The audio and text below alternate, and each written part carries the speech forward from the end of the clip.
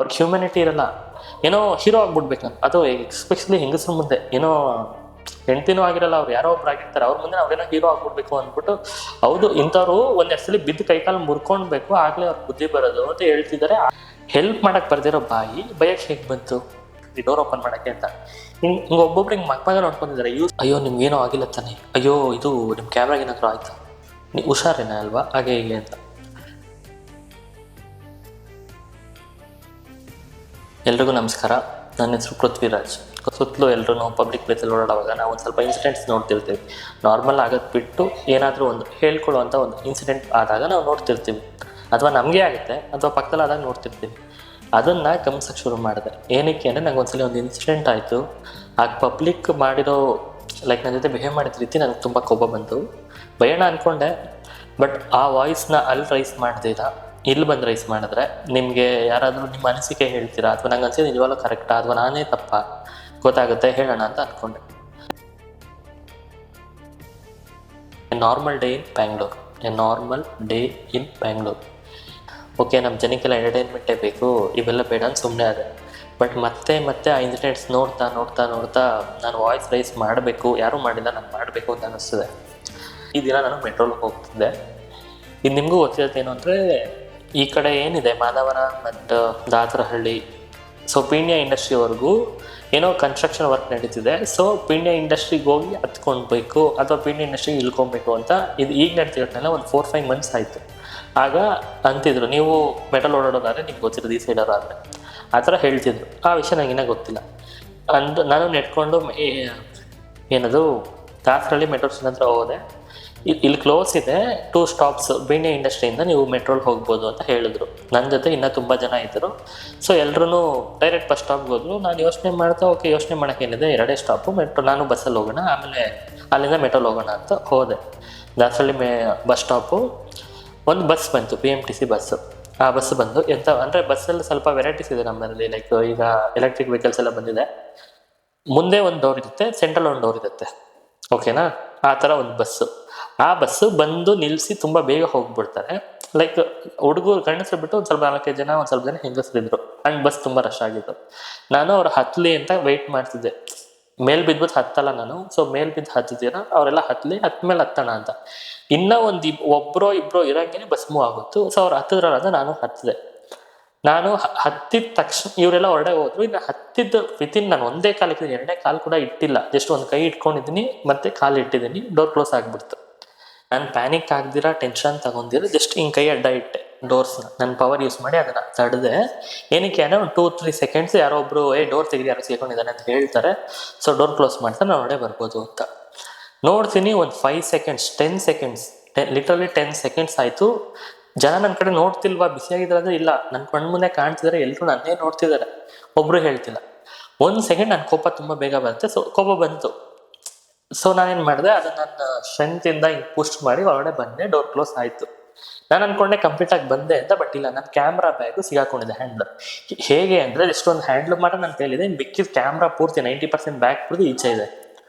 ಮೊದಲೇ ರಶ್ಶು, ಬೆಳಗ್ಗೆ ಟ್ರಾಫಿಕ್ಕು, ಯಾರೋ ಒಂದು ವೆಹಿಕಲ್ಲು ಏನೋ ಒಂದು ಗುದ್ಕೊಂಡು ಹೋಯ್ತು, ಅದು ಯಾರೋ ಒಬ್ಬ ಕಿತ್ಕೊಂಡು ಹೋದ. ಯಾರ ಗ್ಲಾಸು? ನನ್ನ ಗ್ಲಾಸು. ಸೊ ನನಗೆ ನನ್ನ ವಸ್ತು ಮೇಲೆ ಕಾಳಜಿ ಇರೋದ್ರಿಂದ ನನಗಿನ್ನ ಕೋಪ ಜಾಸ್ತಿ ಆಗ್ತಿದೆ. ನಾನು ಬಾಯಿ ಬಿಟ್ಟು ಕರೀರಿ ಅವ್ರಿಗೆ ಅಂತ ಜೋರಾಗಿ ಕಿರ್ಸ್ತಿದ್ದೀನಿ. ಕರೀರಿ ಅವ್ರಿಗೆ, ಹೇಳ್ರಿ ಡೋರ್ ಓಪನ್ ಮಾಡೋಕ್ಕೆ ಅಂತ. ಹಿಂಗೆ ಒಬ್ಬೊಬ್ರು ಹಿಂಗೆ ಮಕ್ಕ ನೋಡ್ಕೊಂಡಿದ್ದಾರೆ. ಯೂಶ್ವಲಿ ಅದರಲ್ಲೂ ಲಿಟ್ರಲಿ ಹೆಂಗಸ್ರಿದ್ದಾರೆ, ಈ ಮುಖ ನೋಡ್ಕೊಳ್ತಾರೆ, ಯಾರು ನೋಡ್ತಿಲ್ಲ. ನಾನು ಓಕೆ, ಇಲ್ಲಿ ನನ್ನ ಮುಂದೆ ಇರೋರು ಬೇಡ, ಡ್ರೈವರ್ ಪಕ್ಕ ಇರೋಂಥ ಆ ಕಡೆ ನೋಡಿ ಹೇಳಿ ಅಂತ ಹೇಳಿದ್ದೀನಿ. ಹುಡುಗಿರಿದ್ದಾರೆ, ಒಬ್ಬರು ಅಟ್ಲೀಸ್ಟ್ ಟ್ರೈ ಕೂಡ ಮಾಡ್ತಿಲ್ಲ. ಕೋಪ ಹೇಗೆ ಬಂತು ಅಂದರೆ ತುಂಬ ಕೋಪ ಬಂತು. ಅದರಲ್ಲಿ ಹೆಲ್ಪ್ ಮಾಡೋಕ್ಕೆ, ಹೆಲ್ಪ್ ಅನ್ನೋ ಪದ ತುಂಬ ತಪ್ಪು ರೀ ಅಲ್ಲಿ ಹೇಳೋದು. ಏನಿದೆ ಅಂತದಲ್ಲಿ, ಡೋರ್ ಕ್ಲೋಸ್ ಮಾಡಿ ಯಾರು ಸಿಗಾಕೊಂಡಿದ್ದಾರೆ, ಡೋರ್ ಓಪನ್ ಮಾಡಿ ಯಾರೋ ಸಿಗಾಕೊಂಡಿದ್ದಾರೆ. 2 ಸೆಕೆಂಡ್ಸ್, ಆ 2 ಸೆಕೆಂಡ್ಸಲ್ಲಿ ಬಿಸಿ ಆಗಿದ್ದೀರಾ ನೀವು? ನೋಡ್ತಿದ್ದೀರಾ, ಯಾರು ಬಿಸಿಯಾಗೋ ಇಲ್ಲ. ಇನ್ನೇನು ಈ ಕಡೆ ತಿರುಗ್ತಿದ್ದೀನಿ, ಬೈತಿದ್ದಾರೆ, ಈ ಕಡೆಯಿಂದ ನನಗೊಂದು ವಾಯ್ಸ್ ಕೇಳುತ್ತೆ, ಡೋರ್ ಓಪನ್ ಮಾಡ್ರಪ್ಪ ಅಂತ. ಸೊ ಆ್ಯಕ್ಚುಲಿ ಒಂದು ಗಂಡಸಿನ ವಾಯ್ಸ್ ಅದು. ನನಗೆ ಖುಷಿನೂ ಆಯಿತು. ಆ್ಯಂಡ್ ಒಂದು ರೀಲ್ ನೆನಪಾಯ್ತು. ಆ ರೀಲ್ ಏನು ಅಂದರೆ, ನೀವು ನೋಡಿರ್ತೀರಾ, ಒಂದು ಚಿಕ್ಕ ಹುಡುಗ ನೆಟ್ಕೊಂಡು ಹೋಗ್ತಿರ್ತಾನೆ, ಕೋತಿಗಳು ಅಟ್ಯಾಕ್ ಮಾಡಿಬಿಡುತ್ತೆ. ಅಲ್ಲಿ ಪಕ್ಕದಲ್ಲಿ ಇಬ್ಬರು ಹೆಂಗಸರು ನೆಟ್ಕೊಂಡು ಹೋಗ್ತಾ ಹಿಂಗೆ ತಿರುಗಿ ನೋಡ್ ಸಮೇತ ಹಾಗೆ ಹೋಗ್ತಾರೆ. ಆ ಒಂದು ಹುಡುಗ ಲೈಕ್ ಫುಲ್ ಪ್ಯಾನಿಕ್ ಫ್ರಾಮಾಗಿ ಹೋಗ್ಬಿಡ್ತಾನೆ ಚಿಕ್ಕ ವಯಸ್ಸಲ್ಲಿ ಇದ್ದಾಗ. ಎಲ್ಲಿಂದನೋ ಒಂದು ಓಡ್ ಬಂದು ಬಿಡಿಸ್ತಾನೆ. ಸೊ ಅದೇ ಮೆನ್ ವಿಲ್ ಬಿ ಮೆನ್, ಅಥವಾ ಮೆನ್ ರೆಸ್ಪೆಕ್ಟ್ ಮಾಡ್ತಾರೆ, ಮೆನ್ನೇ ತುಂಬ ಕಾಳಜಿ, ಮೆನ್ನೇ ಒಳ್ಳೆಯವರು ಹತ್ರ ಎಲ್ಲ ರಿಟರ್ಲ್ ಆಗಿ ಹಾಕಿದ್ರು. ಹೆಂಗಸ್ ಏನಕ್ಕೆ ಅವ್ನಿಗೆ ಹೆಲ್ಪ್ ಮಾಡಲಿಲ್ಲ ಅಂತ ಅದು ನೆನಪಾಯಿತು. But actually it was wrong, ಅದು ರಾಂಗ್. ಈ ಕಡೆ ಕರೆದಿದ್ದು ಯಾರು ಅಂದರೆ ಕಂಡಕ್ಟರ್. ಕಂಡಕ್ಟರ್ ಆದ್ರೂ ಮನುಷ್ಯ ಅಂತ ನೀವು ಹೇಳ್ಬೋದು. ನನ್ನ ಅನಿಸಿಕೆ ಏನು ಅಂದರೆ ಕಂಡಕ್ಟರ್ದು ಜವಾಬ್ದಾರಿ, ರೆಸ್ಪಾನ್ಸಿಬಿಲಿಟಿ, ಅವ್ನ ಕೆಲಸ ಅದು. ಅವ್ನು ಅಲ್ದಿರ ಬೇರೆ ಯಾರಾದರೂ ಹೇಳಿದ್ರೆ ನಾವು ಒಂಚೂರು ಎಕ್ಸ್ಟ್ರಾ ಖುಷಿಯಾಗಿರೋದು. ಏನಕ್ಕೆ ಹ್ಯೂಮ್ಯಾನಿಟಿ ಇದೆ, ಒಂದು ಸ್ವಲ್ಪ ಕಾಳಜಿ ಇದೆ, ಅವರು ಇವರು ಯಾರೇ ಆಗಿರ್ಬೋದು ಸ್ವಲ್ಪ ಸಪೋರ್ಟ್ ಮಾಡಬೇಕು ಆ ಥರ ಇದೆ ಅಂತ. ಬಟ್ ಅವ್ರೇನು ಮಾಡಿದ್ರು ಹೇಳಿಲ್ಲ, ನಕ್ಕೋ ಅಂದ್ಬಿಡ್ತು. ಸೊ ಹೋದ್ರಲ್ಲಿ ಬಿಡು 2 ಸೆಕೆಂಡ್, ಈಗ ನಾನು ಏನಕ್ಕೆ ಜಗಳ ಮಾಡಿದೆ, 2 ಸ್ಟಾಪಲ್ಲಿ ಇಳ್ಕೊತೀನಿ, ಏನಕ್ಕಾರೆ ಈ ಗ್ಯಾಪಲ್ಲಿ ಒಂದು ಸ್ಟಾಪೇ ಬಂದ್ಬಿಡ್ತು, ಜಾಳಿ ಕ್ರಾಸೇ ಬಂದ್ಬಿಡ್ತು ಅಂದ್ಕೊಂಡಾಗ ಕಂಡಕ್ಟ್ರು ಆ್ಯಕ್ಚುಲಿ ಅವ್ರು ಹೇಳೋದನ್ನೇ ಒಂದು ಮಾತು ಹೇಳಿದ್ರು, ಏನಕ್ಕಪ್ಪ ಡೋರಲ್ಲಿ ನಿಂತ್ಕೊತೀರಾ, ನೋಡಿ ಏನೋ ಹೆಚ್ಚು ಕಮ್ಮಿ ಯಾರೇ ನಮ್ಮ ಮೇಲೆ ಬರುತ್ತೆ ಅಂತ.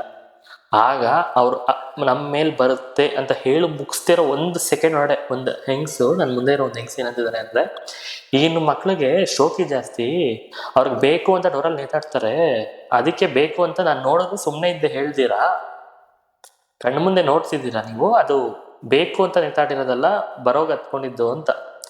ಬಟ್ ಓಕೆ, ಒಂದು ವೇಳೆ ನಾನು ಬೇಕು ಅಂತಲೇ ನೇತಾಡಿರಲಿ, ಹೆಲ್ಪ್ ಮಾಡಕ್ಕೆ ಬರ್ದಿರೋ ಬಾಯಿ ಬಯಕ್ಕೆ ಹೇಗೆ ಬಂತು? ಶುಗರ್ ಅಂಕಲ್ಗಳು ಒಬ್ರು ಇರ್ತಾರೆ, ಅವ್ರು ನಂಗೆ ಕರೆಯೋಕ್ಕೆ ಇಷ್ಟಪಡೋದು, ಅವ್ರಿಗೆ ಹ್ಯೂಮ್ಯಾನಿಟಿ ಇರಲ್ಲ, ಏನೋ ಹೀರೋ ಆಗ್ಬಿಡ್ಬೇಕು ನಾನು. ಅದು ಎಸ್ಪೆಷಲಿ ಹೆಂಗಸ್ರ ಮುಂದೆ, ಏನೋ ಹೆಂಡ್ತಿನೂ ಆಗಿರಲ್ಲ, ಅವ್ರು ಯಾರೋ ಒಬ್ರು ಆಗಿರ್ತಾರೆ, ಅವ್ರ ಮುಂದೆ ಅವ್ರೇನೋ ಹೀರೋ ಆಗ್ಬಿಡ್ಬೇಕು ಅಂದ್ಬಿಟ್ಟು, ಹೌದು ಇಂಥವ್ರು ಒಂದ್ ಸಲ ಬಿದ್ದು ಕೈಕಾಲು ಮುರ್ಕೊಂಡ್ಬೇಕು, ಆಗ್ಲೇ ಅವ್ರ ಬುದ್ಧಿ ಬರೋದು ಅಂತ ಹೇಳ್ತಿದ್ದಾರೆ. ಆಗ ನಗ್ತಿದ್ದಾರೆ ಒಂದು ಸ್ವಲ್ಪ ಜನ. ಸೋಷಿಯಲ್ ರೆಸ್ಪಾನ್ಸಿಬಿಲಿಟಿ, ಸೋಷಿಯಲ್ ಕಾನ್ಷಿಯಸ್ ಎಲ್ರಿಗೂ ಇರಬೇಕು. ಬಟ್ ಅಟ್ಲೀಸ್ಟ್ ಬೈಯಕ್ಕೆ ಇದಕ್ಕೆ ಮಾಡಕ್ಕೆ ಬರ್ದಿರೋ ಬಾಯಿ ಆಗೇನು ಬರಲಿಲ್ಲ. ಸೊ ನೀವು ಹೇಳಿ, ಆ ಜನರಲ್ಲಿ ನಾನು ಅಲ್ದಿರ ನನ್ನ ಮುಂದೆ ಇರೋ ಜನರಲ್ಲಿ ನೀವಿದ್ರೆ ನೀವು ಹೇಳ್ತಿದ್ರ, ಹೆಲ್ಪ್ ಮಾಡ್ತಿದ್ರ, ಯಾವ್ದಾರು ಹೆಲ್ಪ್ ಮಾಡ್ತಿದ್ರಿ, ಅಟ್ಲೀಸ್ಟ್ ಹೇಳ್ತಿದ್ರ ಅವ್ರಿಗೆ, ಅಥವಾ ಕೈ ಇಟ್ಕೋತಿದ್ರ, ಬ್ಯಾಗ್ ಎಳಿಯಕ್ಕಾದ್ರೂ ಸಪೋರ್ಟ್ ಮಾಡ್ತಿದ್ರ. ಅದೊಂದು ನನಗೆ ಪ್ರಾಬ್ಲಮ್ ಆಯಿತು. ಎರಡನೇದು, ನನ್ನ ಪ್ಲೇಸಲ್ಲಿ ನೀವಿದ್ರೆ ನೀವೇನು ಮಾಡ್ತಿದ್ರಿ? ತುಂಬ ಜನ ಹೇಳಿದ್ರು, ನೀನೇನು ಕಾಯ್ದು ಸುಮ್ಮನೆ ಇದ್ದೆ, ನೀನು ಬೈಬೇಕಿತ್ತು, ನೀನು ಹೇಳಬೇಕಿತ್ತು ಅಂತ. ಅಲ್ಲಿ ಹೇಳಿದ್ರೆ ಒಂದು ಹೆಣ್ಣು ಅಥವಾ ಬಸ್ಸಲ್ಲಿರೋ ಸ್ವಲ್ಪ ಜನ ನೋಡ್ತಾರೆ, ಅಥವಾ ಆರ್ಗ್ಯೂ ಮಾಡ್ತಾರೆ, ನ್ಯೂಸೆನ್ಸ್ ಆಗುತ್ತೆ. ಬಟ್ ಇಲ್ಲಿ ಹೇಳಿದ್ರೆ ತುಂಬ ಜನಕ್ಕೆ ಬದಲಾವಣೆ, ಚೇಂಜಸ್ ಆಗುತ್ತೆ ಅಂತ. ಸೊ ನನ್ನ ಕ್ವಶನ್ ಬಂತು, ನನ್ನ ಪ್ಲೇಸಲ್ಲಿ ನೀವಿದ್ರೆ ಏನು ಮಾಡ್ತಿದ್ರಿ? ಅಥವಾ ನನ್ನ ಮುಂದೆ ಆ ಬಸ್ಸಲ್ಲಿ ನೀವಿದ್ರೆ ನೀವೇನು ಮಾಡ್ತಿದ್ರಿ? ಇಷ್ಟು ವಿಡಿಯೋ ನೋಡಿರೋರಿಗೆ 2 ಸೆಕೆಂಡ್ ವಿಡಿಯೋನ ಕಮೆಂಟ್ ಹಾಕೋದು ಇದಲ್ಲ. ಈ ಥರ ಪ್ರತಿದಿನ ಪ್ರತಿಯೊಂದು ಘಟನೆ, ಒಂದು ಘಟನೆಯಿಂದ ನನಗೆ ಖುಷಿ ಆಗುತ್ತೆ, ಒಂದು ಘಟನೆಯಿಂದ ನನಗೆ ಬೇಜಾರಾಗುತ್ತೆ, ಒಂದು ಘಟನೆಯಿಂದ ನನಗೆ ಕೋಪ ಬರುತ್ತೆ. ಈ ಥರ ಎಲ್ಲ ಘಟನೆಗಳನ್ನು ನಾನು ಈ ಥರ ಒಂದು ಸೀರೀಸ್ ಥರ ಮಾಡಿ ಒಂದೊಂದಲ್ಲೇ ಹೇಳ್ತಾ ಇದ್ದೀನಿ.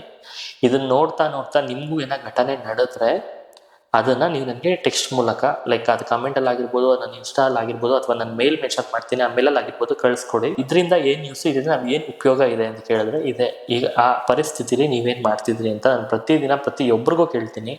ನೀವು ಅದನ್ನು ಸ್ವಲ್ಪ ಜನ ಕಮೆಂಟ್ ಹಾಕ್ಬೋದು, ಸ್ವಲ್ಪ ಜನ ಕಮೆಂಟ್ ಹಾಕ್ತೀರಾ ಇರ್ಬೋದು, ಬಟ್ ನೀವು ಅಟ್ಲೀಸ್ಟ್ ಯೋಚನೆ ಮಾಡೋಕ್ಕೆ ಶುರು ಮಾಡ್ತೀರಾ. ಇದೇ ಥರ ಇನ್ಸಿಡೆಂಟ್ ನಡಿಬೋದು, ಅಥವಾ ಇದ್ರ ಥರ ಯಾವುದೋ ಒಂದು ಇನ್ಸಿಡೆಂಟ್ ನಡಿಬೋದು. ಆಗ ನಿಮ್ಗೊಂದು ಥಾಟ್ ಬರುತ್ತೆ, ಯೋಚನೆ, ಓಕೆ ಈ ಥರ ನನ್ನ ಮಾತು ಕೇಳಿರೋದ್ರಿಂದ ಓಕೆ ನಾವು ಈಗ ಹೆಲ್ಪ್ ಮಾಡ್ಬೇಕನ್ಸುತ್ತೆ, ನನಗೆ ವಾಯ್ಸ್ ರೈಸ್ ಮಾಡ್ಬೇಕನ್ಸುತ್ತೆ, ಮಾತಾಡ್ಬೇಕನ್ಸುತ್ತೆ, ಅಥವಾ ಹೇಳ್ಬೋದಿಲ್ಲ ಯಾರೋ ಒಬ್ರು ಆ ಹುಡುಗ ಸಿಗಾಕೊಂಡಿದ್ರೆ ಅವಾಗ ಬರ್ದಿರೋ ಬಾಯಿ ಇನ್ನಮ್ಮ ಬಂತು ನಿಮಗೆ. ಇದು ಒಂದೇ ಇನ್ನ ನನಗೆ ತುಂಬ ಇನ್ಸಿಡೆಂಟ್ ನನ್ನ ಮೈಂಡಲ್ಲಿ ಬರ್ತಿದೆ, ಬಟ್ ಒಂದರಲ್ಲೇ ಎಲ್ಲ ಹೇಳಿ ಮುಗಿಸಲ್ಲ. ಪ್ರತಿಯೊಂದು ದಿನ ಪ್ರತಿಯೊಂದು ಎಕ್ಸ್ಪೆರಿಮೆಂಟು, ಪ್ರತಿಯೊಂದು ದಿನ ಪ್ರತಿಯೊಂದು ಎಕ್ಸ್ಪೀರಿಯನ್ಸ್, ಅದು ನಾನು ಹೇಳ್ತೀನಿ, ನೀವು ನೋಡ್ಬಿಟ್ಟು ನನಗೆ ನಿಮ್ಮ ಅನಿಸಿಕೆ ಬೇಕು. ವ್ಯೂಸು, ದುಡ್ಡು, ಮಾನಿಟೈಸೇಷನ್ ಆಗಿರ್ಬೋದು, ಸಬ್ಸ್ಕ್ರೈಬರ್ಸ್ ಆಗಿರೋದು ಬೇಕು ಅಂತ ಆಗಿದ್ರೆ ನಾನು ನನ್ನ ಸ್ಟ್ರೀಟ್ ಫೋಟೋಗ್ರಫಿ ಏನು ಮಾಡ್ತೀನಿ, ನನಗೇನು ಫಾಲೋವರ್ಸ್ ಇದ್ದಾರೆ ಅದೇ ಥರನೇ ಇಲ್ಲೂ ಸ್ಟ್ರೀಟ್ ಫೋಟೋಗ್ರಫಿದೆ ಫುಲ್ ವೀಡಿಯೋಸ್ ಹಾಕಿ ಇಲ್ಲೇ ಸಬ್ಸ್ಕ್ರೈಬರ್ಸು ಫಾಲೋವರ್ಸ್ ಬರೋಂಗೆ ಮಾಡ್ಕೋತೀನಿ. ಯಾಕಂದರೆ ನಂಗೆ ಆಲ್ರೆಡಿ ಪ್ರೂವ್ ಮಾಡ್ಕೊಂಡಿದ್ದೀನಿ ಇನ್ಸ್ಟಾಗ್ರಾಮಲ್ಲಿ. ಈಗ ಕೂಡ ನಾನು ಪಾಡ್ಕಾಸ್ಟ್ ಆಗಿದಾಗ ನೋಡಿದಿರೋ ಜನ ಇದೇ ಸ್ಟ್ರೀಟ್ ಫೋಟೋಗ್ರಫಿಲಿ ಒಂದು ಹುಡುಗಿ ಫ್ಲರ್ಟ್ ಮಾಡಿರೋ ವೀಡಿಯೋಸ್ ಹಾಕಿದ್ರೆ ನನಗೆ ವೈರಲ್ ಆಗ್ತಿದೆ, ಲ್ಯಾಕ್ಸಲ್ಲಿ ವ್ಯೂಸ್ ಬರ್ತಿದೆ, ಸಬ್ಸ್ಕ್ರೈಬರ್ಸ್ ಬರ್ತಿದ್ದಾರೆ. ಸೊ ನೀವು ನನಗೆ ಈಗ ಈ ವಿಷಯದಲ್ಲಿ ಸಪೋರ್ಟ್ ಮಾಡಿಲ್ಲ ಅಂದರೆ ನಾನು ಮತ್ತೆ ಅದೇ ಕ್ಯಾಮ್ರಾ ತೊಗೊಂಡೋಗಿ 1 ನಿಮಿಷ ಮಾತ್ರ ಹುಡುಗಿ ಹತ್ರ 5 ನಿಮಿಷ ಮಾತಾಡಿ ಅದನ್ನೇ ಹಾಕ್ತೀನಿ. ಸೊ ಇಲ್ಲಿ ಸಪೋರ್ಟ್ ಮಾಡೋದ್ಬಿಟ್ಟು ನಿಮಗೆ ಬಿಟ್ಟಿದ್ದು. ಇದರಿಂದ ಯೂಸ್ ಇದೆ ಅಂತ ನನಗೆ ಅನ್ನಿಸ್ತಿದೆ, ನಿಮಗೂ ಇರ್ಬೋದು. ಯಾಕಂದರೆ ಇದು ನೋಡೋ ಪ್ರತಿಯೊಂದು ವ್ಯಕ್ತಿಗೂ ಚೇಂಜ್ ಆಗಿಬಿಡ್ತಾರೆ ಅಂತ ದೊಡ್ಡ ಮಾತು ಹೇಳ್ತಿಲ್ಲ, ಬಟ್ ಒಂದು ಥಾಟ್ ಮನಸ್ಸಲ್ಲಿ ಬರುತ್ತೆ, ಯೋಚನೆ 1 ಸೆಕೆಂಡ್ ಯೋಚನೆ ಮಾಡ್ತೀರಾ, ಓಕೆ ಈಗ ನಾನು ರೈಸ್ ಆಗಬೇಕು, ಈಗ ಒಂದು ಮಾತು ಹೇಳಬೇಕು. ಯಾರಿಗೂ ಭಯ ಬೀಳ್ತೀರಾ, ಎಲ್ಲರೂ ನನ್ನವರೇ ಅನ್ನೋ ಫೀಲಿಂಗಲ್ಲಿ ಒಂದಿನ ಆದರೂ ಬದುಕಬೇಕು. ಆ ಥರ ಬದುಕಬೇಕು ಅಂತಂದರೆ ಪ್ರತಿಯೊಬ್ಬರು ಚೇಂಜ್ ಆಗಬೇಕು, ಚೇಂಜ್ ಆಗಲೇಬೇಕು, ನಮ್ಮಿಂದನೇ ಆ ಚೇಂಜ್ ಸ್ಟಾರ್ಟ್ ಆಗಬೇಕು. ಆ ಟ್ರೆಂಡಿಂಗ್ ಅಂದರೆ ಎಲ್ಲರೂ ಏನು ಮಾಡ್ತಾರೋ ಅದನ್ನು ನಾವು ಮಾಡ್ತೀವಿ. ಹೇಳೋದು ಮಾತ್ರ ನಾನು ಸ್ಪೆಷಲ್ಲು, ನಾನು ಯಾರ ಥರನೂ ಇಲ್ಲ, ನಾನು ಸ್ಪೆಷಲ್ಲು, ನಾನು ಮಾತ್ರನೇ ಮಾಡ್ತೀನಿ ಅಂತಾರೆ.